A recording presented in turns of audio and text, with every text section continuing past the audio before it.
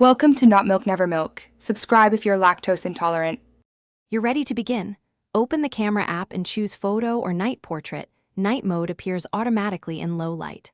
Once done, stabilize the iPhone on a tripod or steady surface. That allows longer exposures without blur. Next, tap the subject to lock focus and drag the exposure slider. This sets the brightness and suggested exposure time from 1/2 second up to several seconds. Make sure the night icon is yellow. That confirms the phone is using the multi-frame capture that produces sharp, low-noise images.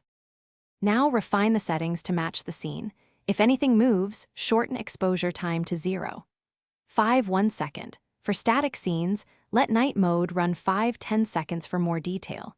Make sure flash and live photos are off. They can ruin the stacking process, and consider Pro RAW or HEIF to preserve editing latitude. Use the timer or a remote trigger to eliminate final shakes, and lock AE/AF so the camera doesn't recompose between frames. This keeps the multi-frame stacking consistent and reduces ghosting.